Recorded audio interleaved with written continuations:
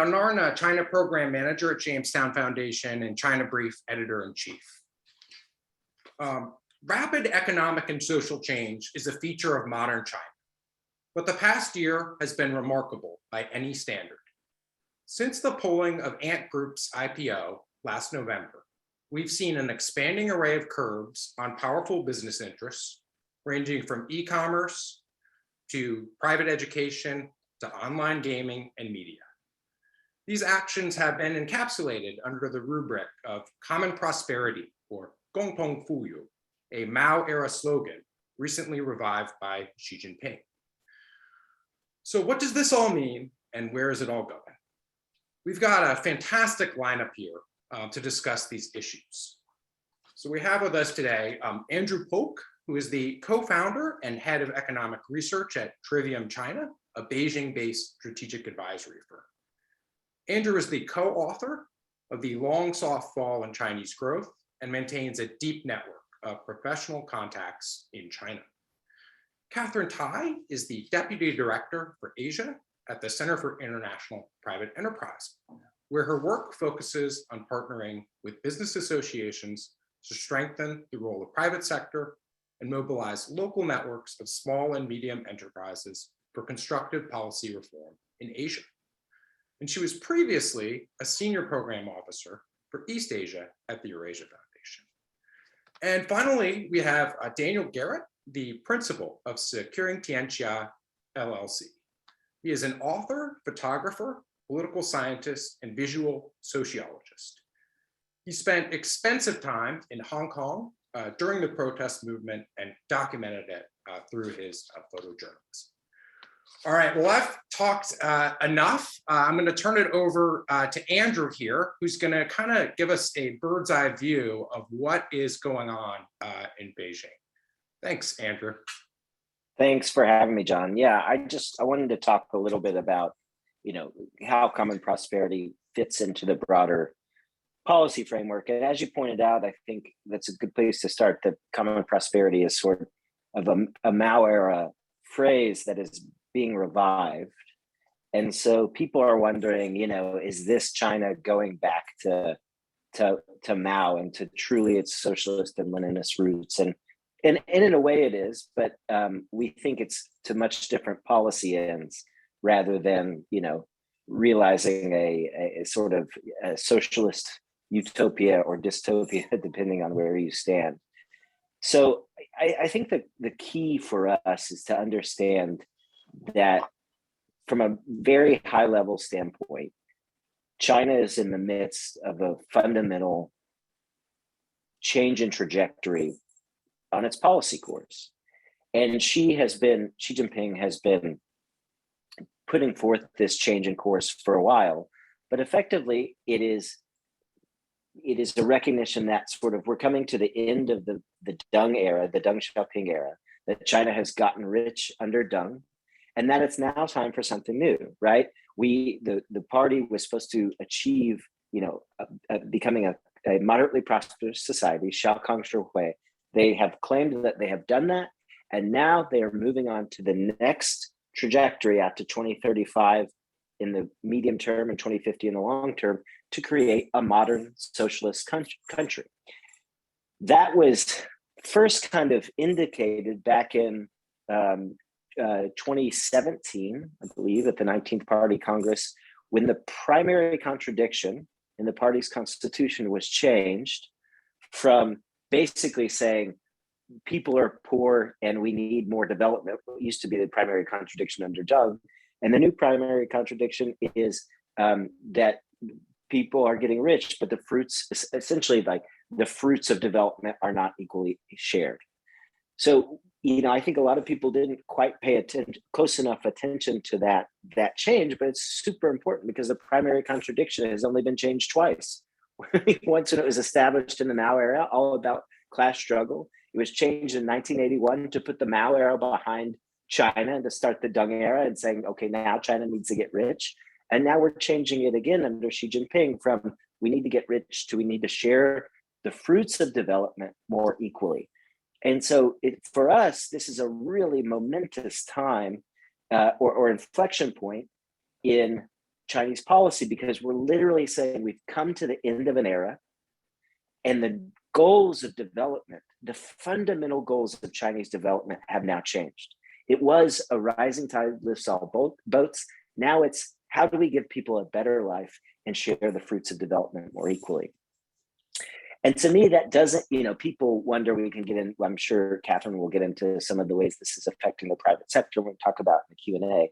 But, that doesn't presage to me a return to the Mao era or kind of a cutting off of the people at the top, like just going after millionaires and billionaires and, no one can buy a Louis Vuitton handbag or drive a nice car anymore. It's really about bringing up the people from the bottom, but it's something new, and we have to recognize that. It's not a return to something.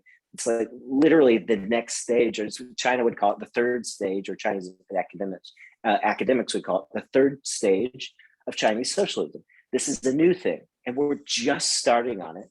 And the 14th five-year plan is the first five-year plan in that new development. And so it's a particularly important five-year plan to set us off on the right course. But the reason that we really emphasize this is that if the fundamental goals of Chinese development have changed, then you're going to get very different policy outcomes, right? So we think about this at a very high level, like, okay, the primary contradiction, this esoteric thing in the party constitution has changed. What does that mean on a day-to-day standpoint? So Xi Jinping has rolled out some policy frameworks under that. We can, get into those again. Maybe it's more appropriate in the Q&A. But the four main elements, in my view, are Xi Jinping's new development concept. The second is the dual circulation strategy, which is how they manage the economy. Third is common prosperity, specifically trying to very proactively boost giving by individuals and corporations and to try to share the fruits of development more equally. And then at present, the other is the 14th five-year plan. So if you want to understand the trajectory of policy, looking at those four policy frameworks is incredibly important. But then, as I said, also understanding if your goals for development have changed, it means you're going to make different policy choices. And that, I think, is a fundamental explanation, or helps us to fundamentally think about why is this anti-monopoly campaign kicking off so vociferously right now? Why is that happening now? Why is Xi Jinping and the other top economic managers managing the economy so differently right now? So, for example, just to give a very short-term example, they have put forth very tight property policy, right, to help deleverage the property market at a time when the economy is already slowing. And for a lot of our clients who are investors, they keep saying, well, when's China going to go back to the same old policy mix, the classic toolkit of credit and investment-led stimulus to get out of this economic downturn? And the reality is they're not. The pain threshold for slower growth has risen much higher because overall economic growth, some arbitrary growth number, 8%, 9%, even 6%, is no longer the top goal of development, right? It's not about achieving a high growth to rising tide lift all boats. It's really about getting better quality growth and more equitable growth. And so that means you see less monetary and credit stimulus. You see a different approach to the property market. And we'll see other kind of economic policy decisions that I think in the past, for decades, for those of us who've been watching China for decades, we'll see policy outcomes that previously didn't seem possible. One of those is a property tax, right? For years, everyone said, oh, you can't do it, politically unpalatable. That baby's moving, right? The NPC, the legislature, just basically tasked the state council with piloting a property tax in several major cities throughout China.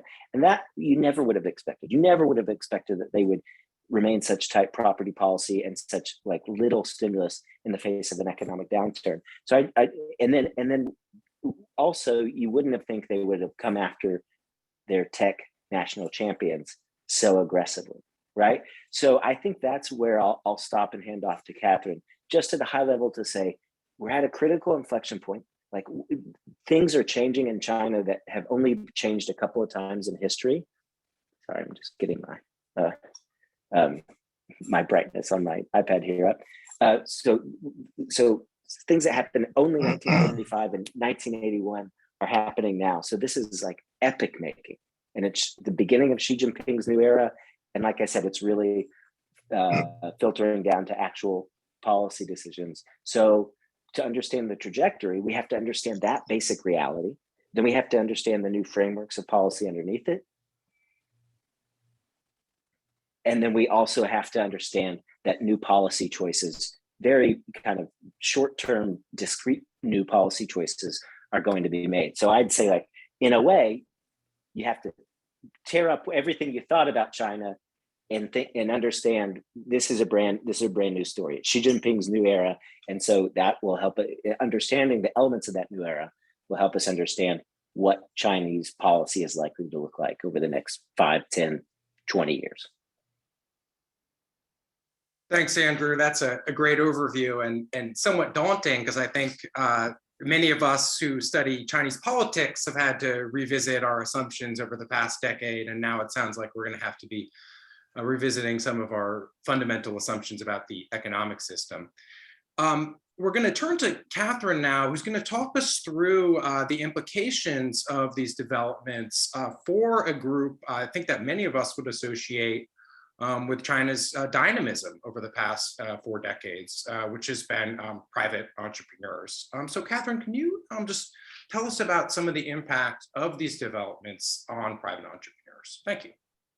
Thank you so much. Hello, everyone. It's truly a pleasure to be here with you all today and with the distinguished panel. I'm Kathy Tai, Deputy Director for the Asia Program at the Center for International Private Enterprise, SAIP, where we believe that the private sector plays a crucial role in sustainable inclusive growth. Our work in China for many years focused on advancing corporate governance, economic reform, and independent industry associations. In recent years, we focus a little bit more on monitoring and understanding the changing business environment in country. Today, I want to share the perspective from the private entrepreneurs in China regarding the ever-growing impact of the state's interference in the operations of the private sector. And I want to note here that the people that we work with, they are really the staunch advocates of the market economy. So the point that I hope to demonstrate and share today is that the recent developments are really a continuation of the decade-long trend that we have observed rather than an abrupt break from the recent past. So many of you already follow news out of China very closely, and then you observe the growing presence of the party in the decision-making and operations of the private sector, particularly among the tech firms. Whether it was the forced restructuring of the Ant Financial, the aggressive persecution of tech firms for monopolistic practices, or the official discouragement of being listed in the US stock exchange. These actions, we think, follow a pattern of the party that is kind of rethinking its relationship with the private sector. And it has decided to rein them in. And while it's true that this signals a departure from earlier reforms, they very much follow a decade-long trend, perhaps best described by the term 国进民退, or the state advances while the private sector retreats.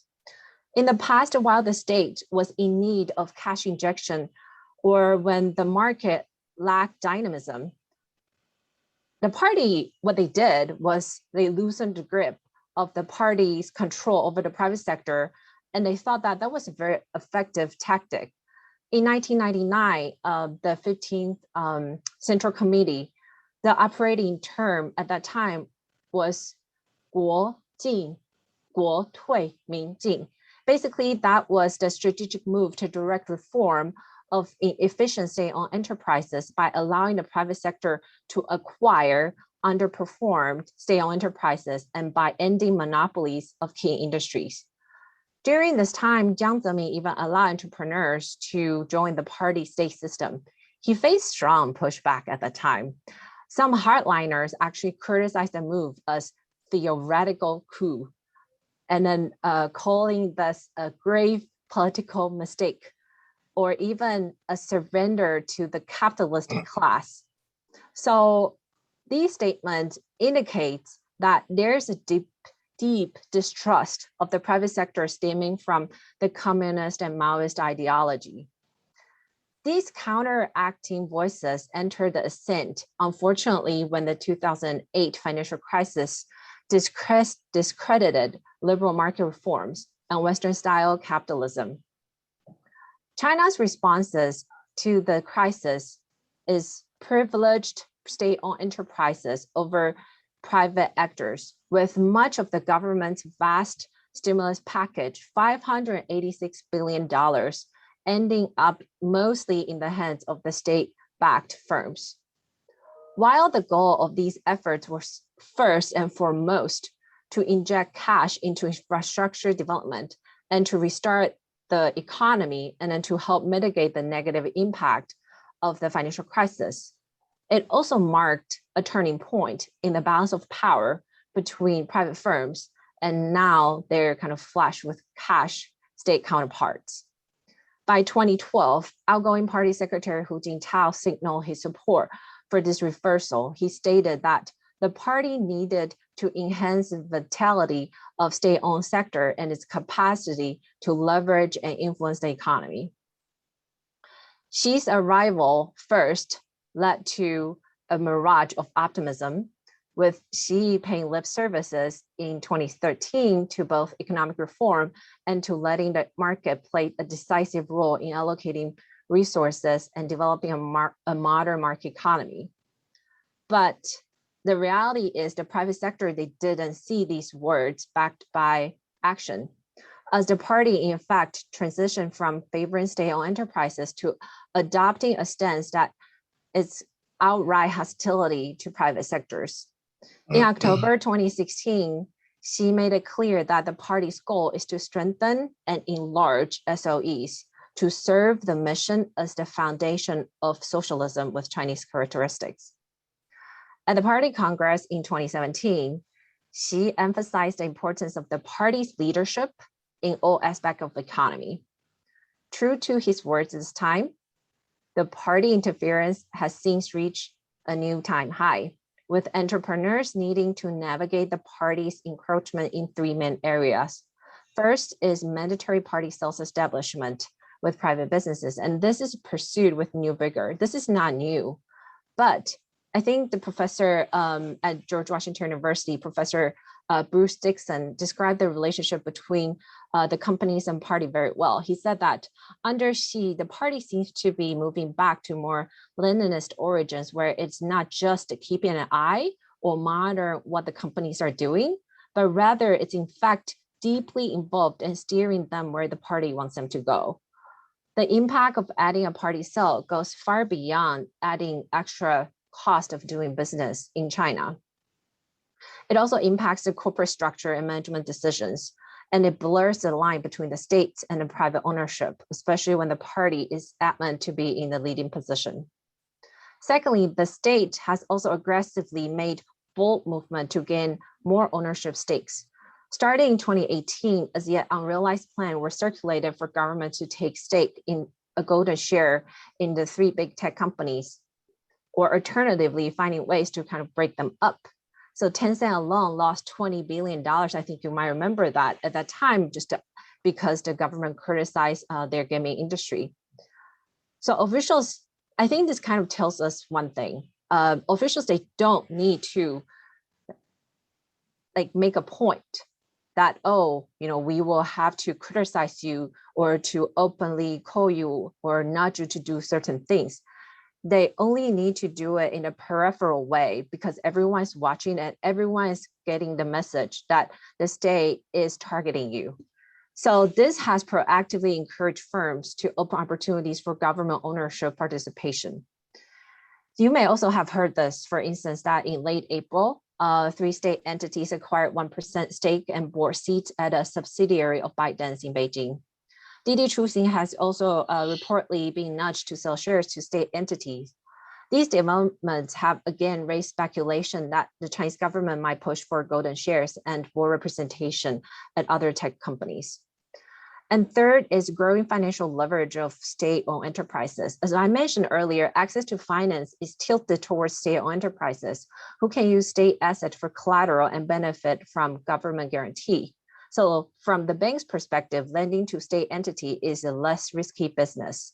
This is a problem not only that it starves the private sector of financing, but it also provides SOEs with cheap credit to grow so that they can acquire successful private firms. A mainland newspaper, The Economic Observer, reports that in 2018, 1/3 of the private firms that changed hands were purchased by the state actor. In 2019, more than 60% of companies were bought by the state sector. SOEs nowadays, they're very savvy in choosing their target for acquisition. So the target companies are typically very well-run private firms with higher than industry average profits and revenue. So China now finds itself in a situation where strong private firms, they are co-opted by and propping up inefficient SOEs rather than taking their place. With constant policy interference, the private sector is trying to find their footing and their place in the new framework prescribed by the party and around the common prosperity, which Andrew talked about earlier. With the private sector on the defensive, they have no choice but to proactively cooperate and try and find a way to fit themselves into this framework. And they have to navigate this new environment. And by explaining how important they are, what's their value added to the society, then they can continue to navigate this complex society or framework. So to demonstrate their contribution to the common prosperity framework, fortunately, the facts kind of are on their side. So with the private sector contributing disproportionately to China's success, they use less than 30% of land, less than 40% of financial resources, but they account for 50% of taxes revenue, 60% of GDP, 70% of high-tech industry, 80% of urban jobs, 90% of enterprises, and nearly 100% of new employment opportunities in urban cities. Leveraging this private sector efficiencies and disproportionately positive impact will be crucial for the government to meet its common prosperity goals, which will require China to meet the growth rate at least 5% every year from now to 2035. But as Chinese private sector has well learned by now, doing business in China will remain a big challenge. With the state omnipresent in both the boardroom and the marketplace, the government's direction is clear as it pursues its strategy of 国进民退 again, meaning the state advances while the private sector retreats. As a result, Chinese private firms will have to navigate the treacherous waters of the current global challenges of supply chains and public health crisis, while have to do so in an environment that shows very little respect for private enterprise and entrepreneurship, as the country continues to be ruled by the party rather than by the rule of law. I will end my remarks here. Thank you. Thank you so much, Kathy. That was a great overview. All right, now we're going to turn to look at a specific industry that's been subject to constraints, obviously, for years, but has recently become even more tightly controlled, which is media in China. And I think this is an important area because it's sort of, we don't have that many windows into China, and it does feel like the windows that we do have to understand developments in China are kind of increasingly closed off. So, I think it was a couple of weeks ago with the decision to essentially ban private funds in media companies really kind of is just another blow to media access to China. So Dan, if you can kind of take us away on that note, and then we'll open things up to Q&A. Thank you, John, and good morning, everybody. I agree with much of what Andrew and Catherine has said before, and specifically, I would like to, point out that if you really want to see it, a change in policy outcomes and the Communist Party's investment and grit to bear great pain in order to do so, you can see it's abandoning of one country, two systems in Hong Kong. as exemplary of that. And so it's not only just an issue of the Communist Party being willing to lose trillions or tens of billions of dollars in financial capital, much of which that from its perspective is actually private capital's problem, not their problem. But they're also willing to expend political capital that they've built up, over decades. So one country, two systems was a policy that's been around for many decades. Other than the China model, is probably until 2019, it was probably the most successful soft power model that China has to show the world that it could integrate into a liberal international order. And additionally, speaking of policy frameworks, I think, and my comments come from a national security perspective because that's my focus. But I think you have to understand from when Xi Jinping first came into office or first assumed power, he started off changing China's national security concept with a concept called national security with Chinese characteristics. And this totally revamped how China approaches national security. Economic security, and technological security are both subordinate to the party's larger goals of political security and ideological security. And this is what we see happening in Hong Kong, as well as, in my opinion, with the tech crackdown on entrepreneurs and the media crackdown. I'll begin my comments a little bit more formally now. China basically sees itself in a protracted war with the United States for global primacy. Xi Jinping's born-again revolutionary communist China has initiated a new Cold War against the United States and the West, much of which is transpiring in cognitive, cultural, cyber, and information domains and battle spaces. Two of these front lines in this ideological confrontation has been the cyber/technological/information domain, and also in the Hong Kong special administrative region. So my perspective of these recent changes is less from a regulatory economic lens than a national and political security lens. I see these changes as part of China's political security, party and nation building, and part of Xi's new era cultural revolution to remake the People's Republic into a Chinese communist paragon to be adored and worshipped by the world, but most importantly, to be obeyed by the world. The tech entrepreneur crackdown I see similar as the corruption crackdown. While both campaigns have significant merit on their surface, they also have a larger political security benefits for Xi and the party personally. This is all the more case considering the wealth and political networks of China's tech tycoons and the ability of their companies to censor and disseminate information, to obstruct government edicts and policies, or manipulate domestic and international public opinion. So these huge technological networks and giants that the companies have basically have the ability to block the party's narrative, and the party wants to subordinate them to communicate its narrative. Seen from a national political security perspective, recent moves by the party's National Development and Reform Center and the Cyberspace Administration of China organizations to rectify the China mediascape with its new list of approved internet news providers and aggregators, and expanded and new prohibitions against private capital and online and social media news spaces are consistent with its national security goals of consolidating and strengthening its political control. Its efforts to counter and prevent a US-led color revolution, and its ideological efforts to remake, i.e. rectify, China into a new communist state. The security developments should be viewed in tandem with the party's earlier and more recent other moves to securitize its information and media spaces, such as regulating online news aggregators, search engines, and online commerce firms, search and news provision algorithms, and combating so-called fake news and rumor mongering. That the new list of government-approved online news outlets and social media accounts that can be republished by Chinese websites and social media accounts is 4 times larger than it was in 2016, and that it mostly consists of media sources directly or indirectly affiliated with the party's central committee or regional party organs and local governments is indicative of Xi's supercharged efforts to domestically control the narrative, to interject quote unquote positive energy into the country, and to build a cyberspace civilization where the proper ideology, culture, moral standards, and behavior are inculcated among netizens and citizens.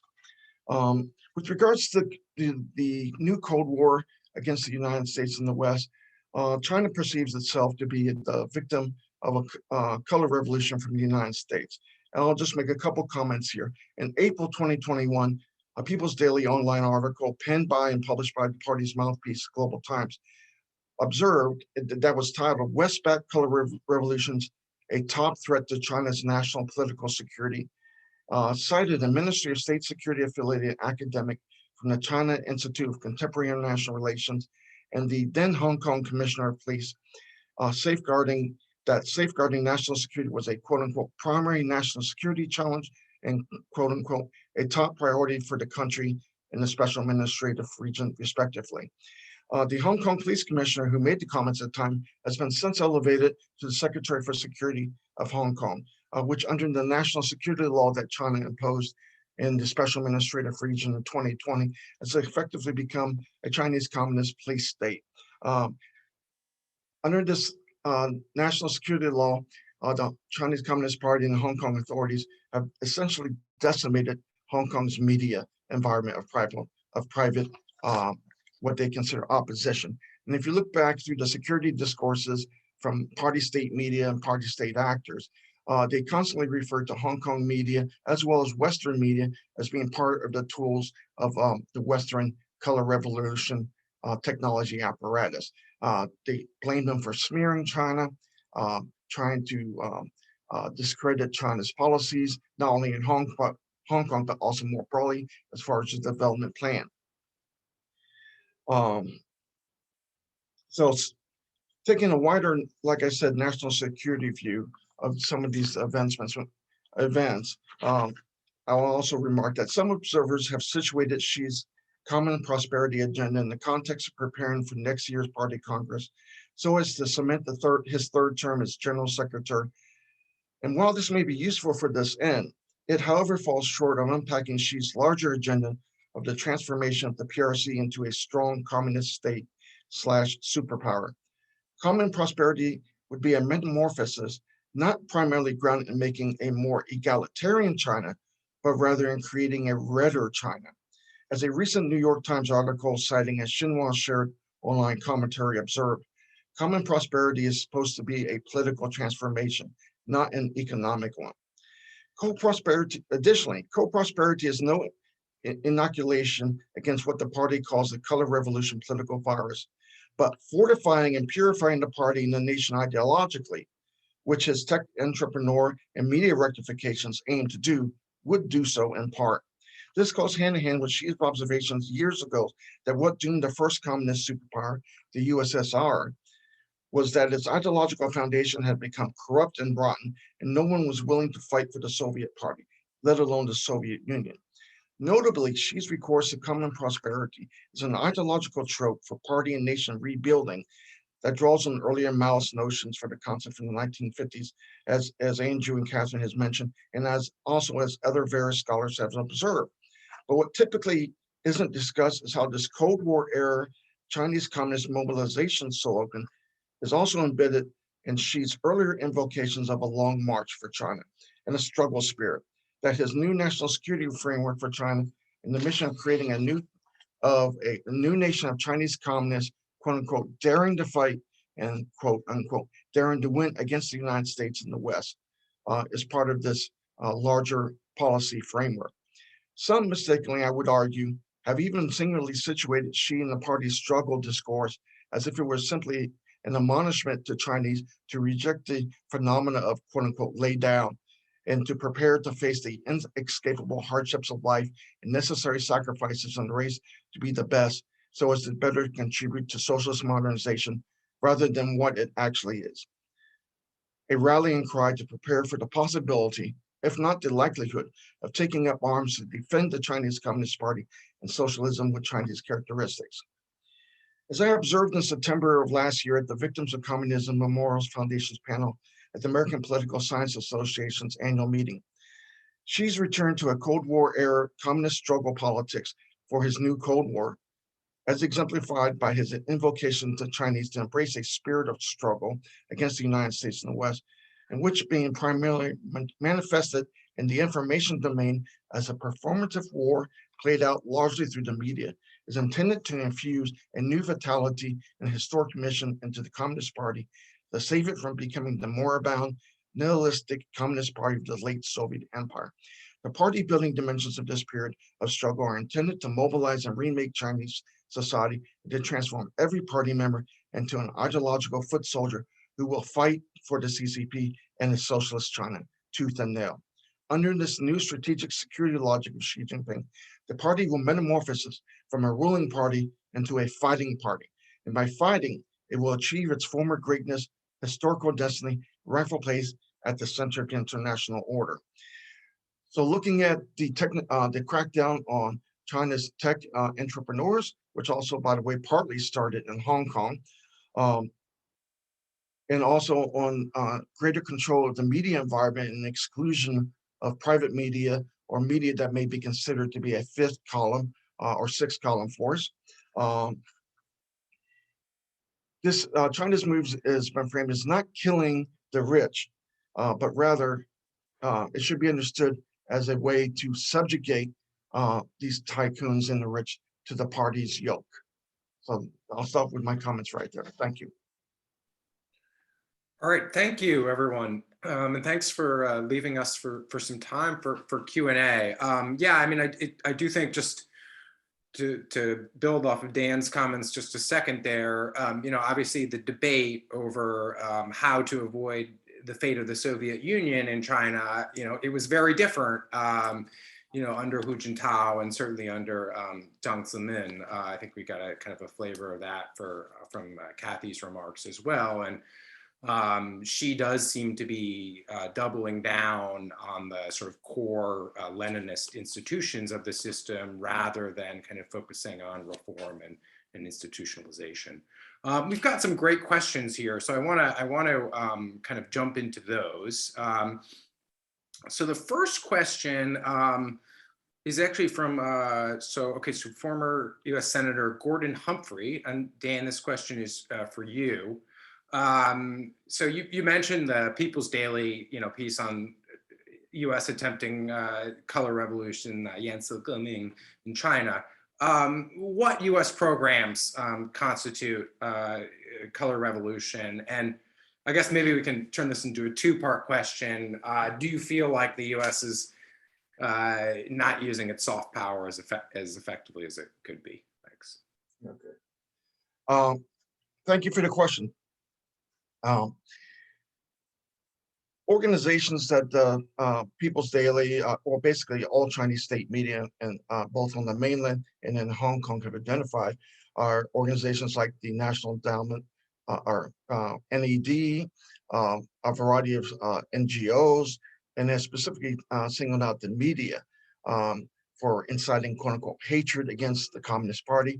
So a lot of these organizations are involved in democracy promotion. So basically, Xi Jinping, under Xi Jinping, the Communist Party has taken a very strong stance that basically democracy promotion is a color revolution in disguise. And so the NED's training, other organizations, reports, media's comments on Chinese governance policies, one country, two systems, reports evaluating this, are all part of the propaganda war and media war and war to influence Hong Kongers and mainlanders' opinion of the party, and basically speaks to the political legitimacy or / the political security of the party and its governance, its policies and governance. Do I feel whether or not the U.S. government has effectively used its soft power? I think it has, but it has not really understood it. But more importantly, the Communist Party under Xi, and probably more specifically underneath Wang Huning, who sits on a Politburo, has basically weaponized soft power, and it sees American soft power as part of a cultural war on China. It sees human rights and democracy and "quote unquote" Western universal values that the United States has promoted, as well as other Western countries, a part of its soft power to model as basically subversive tools to undermine the authority of the party, to create disaffection towards the party, hatred towards the party, and basically to eventually overthrow the party. We see in Hong Kong, for instance, that the new Secretary for Security, Chris Tang, has called out the media and NGOs specifically for creating hatred towards the Hong Kong police, who have been on the front lines of implementing the Chinese Communist Party police state in Hong Kong. As reports that have come out since 2019 about police brutality, the lack of rule of law, or rather the change to rule by force, and the seeming control of the Hong Kong police over the Hong Kong government itself as part of the new national security state. These are all considered to be NGO media criticisms, are all considered to be color revolution information munitions, for lack of a better word. So NED, basically any type of democracy promotion, any type of human rights, any type of effort to confront or criticize the party is basically considered as part of an abuse of Western/American soft power. And what we've seen recently is, especially since the beginning of this year, after the meeting in Anchorage and then also in Zurich, is that the Chinese Communist Party has been very strongly in attacking American democracy promotion and American narrative of being the beacon on the hill and democracy. It has attacked America as being hypocritical, as being disingenuous, as using countries as pawns of its hegemonic struggle against China. And so basically it has turned everything that the United States has tried to promote as exemplary of its soft power, freedom, liberty, human rights, democracy, freedom of press, freedom of speech, as actually corrosive, negative things, which are destructive not only to China's national security, but also the international order and ultimately against the United Nations Charter. So I don't think the United States government has responded well or even recognized how China has flipped the narrative on the United States. And it really needs to take an aggressive approach in confronting China's efforts to promote this disinformation, and which is basically a political warfare campaign. Thank you. I think we can have a whole discussion on kind of color revolution and peaceful evolution and getting into that. And certainly there's a lot to chew on there. I want to pivot just a little bit back to the economic front. So we have a question from Quinn Marshik. I think this may be more for you, Andrew, and Kathy, potentially. And Quinn just asks, are there potential positives for foreign companies that might come out of common prosperity and I guess the now famous olive-shaped growth model? So maybe Andrew, if you want to take the first chop at that.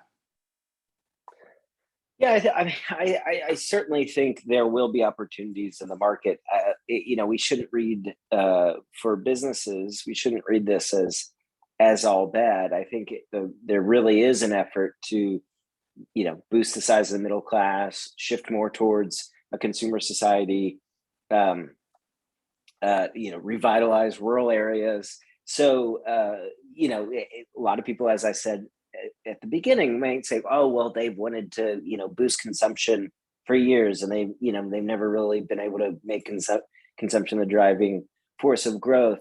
Well, I just always caution against that thinking now, because I really do think that because of these, these policy inflection points that we're at, that new policy outcomes are totally possible in ways that for years we would have said, oh, they'll never push that through. So I do think growing the middle class is a part of this, trying to make more equitable growth.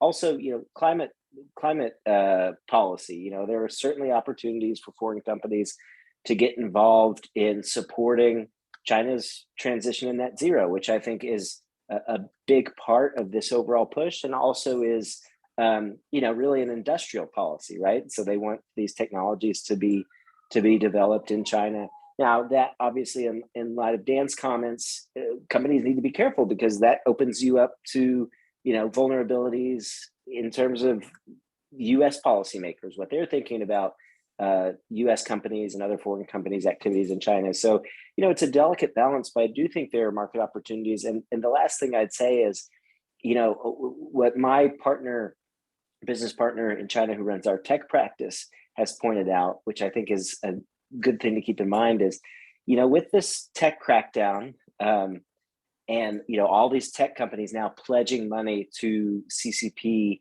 goals, it's very conspicuous that by far the vast majority of their pledged money is to rural revitalization. And her point, which I think is a great one, is you got to remember that only like 65% of China is online on the internet. Mm-hmm. So where are the next tens of millions of users for Chinese internet companies going to come from? They're going to come from the rural areas. So Ali, Tencent, JD, those companies investing in rural areas, they're trying to lay the infrastructure for their next decade of growth. Now, they happen to be aligning themselves with a party priority at the same time, but it's something that they see as in their interest. So, foreign companies need to be doing the same thing, thinking, well, to the extent that we need to play ball with, the party and the government's priorities, how can we do so in a way that's going to benefit us? Again, with the caveat of you can't be too overt about that because then you open yourself to blowback by your home government. So it'd be a very tricky needle to thread. But I do think there are opportunities for sure. If I can just chime in here, because I think Andrew has a really great point there.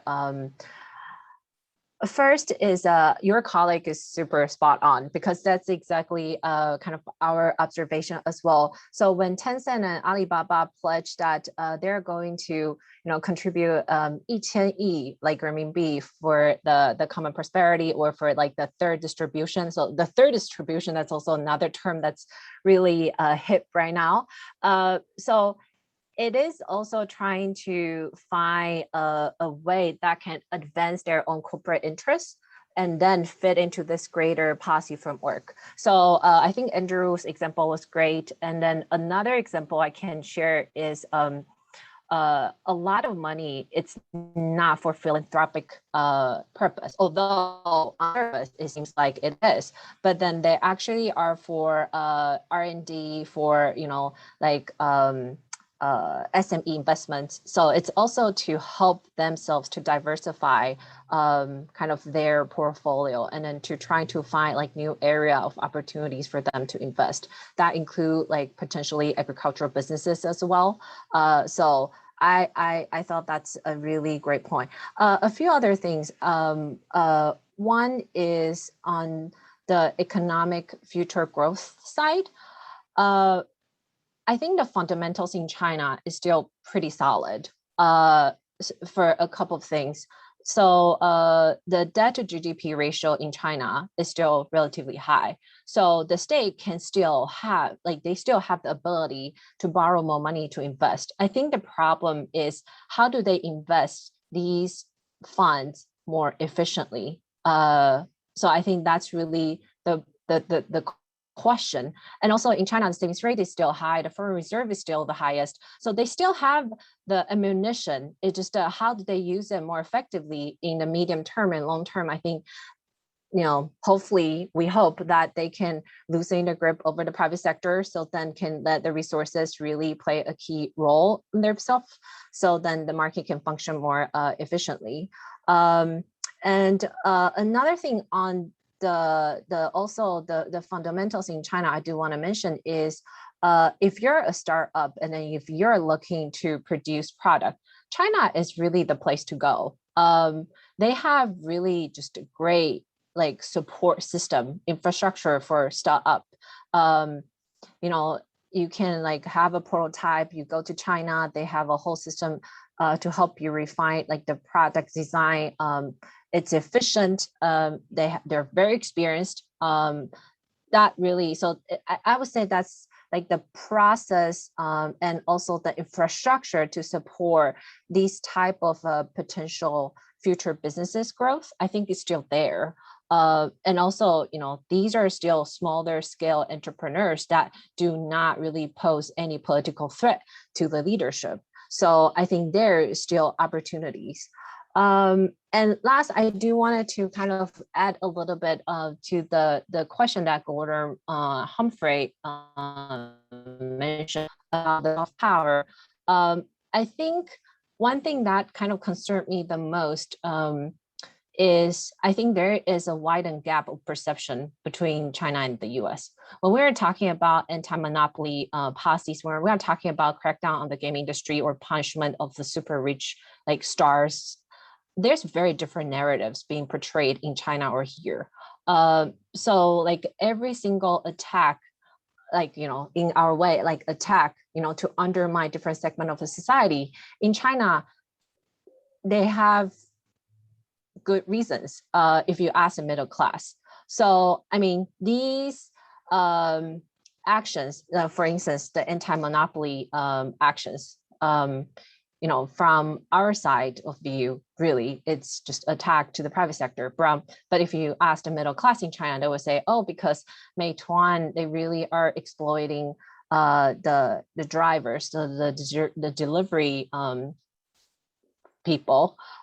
So it's I think it's just kind of how to bridge the gap of the narratives from both sides. I think that is very challenging, and I see the gap is being widened. And I hope that by more principled engagement moving forward could potentially help.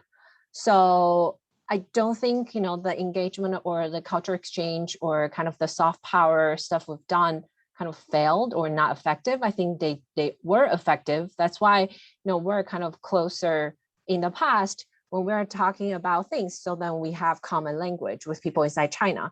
But now I think I find it more and more difficult to find that kind of common language to bridge the gap. So I think engagement is still worth doing, but we just need to kind of be clear-eyed of like everything in China, you know, in the end of the day is controlled matter by the party. Yeah, I think principal engagement is something, you know, kind of balancing act, but we have to do. John, if I can make a real quick comment, I would say, adding on to Andrew's comments about new policy outcomes looking at, well, the COVID pandemic is basically an opportunity for the dual circulation model because China is shut down. And so I think this is something that maybe a lot of people don't realize is not, this is not only a political will to do it, but also you have a crisis / opportunity to make it so that didn't exist beforehand. Thank you. I guess I'm going to kind of take moderator's prerogative here and ask the last question. Some of the economic moves seem a bit contradictory, right? So we're hearing about this push for a property tax, where you would think you would want a pretty good tax base, you know, but then at the same time, you know, Kathy was talking about the valuations that have been wiped out, and I think, you know, for Ant Group after the IPO, it's pretty staggering. So I just wonder, is China kind of robbing Peter to pay Paul with these policies, and maybe kind of shrinking its overall economic base for kind of a short-term, let's say, political boost with the Lao Baixing?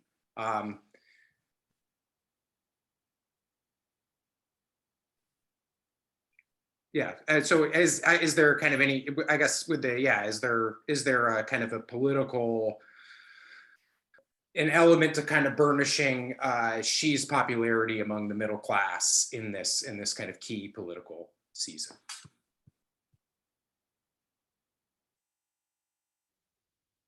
I guess I'll jump in. Yes, I would definitely say that there is a populism, you know, an authoritarian populism aspect to Xi's policies.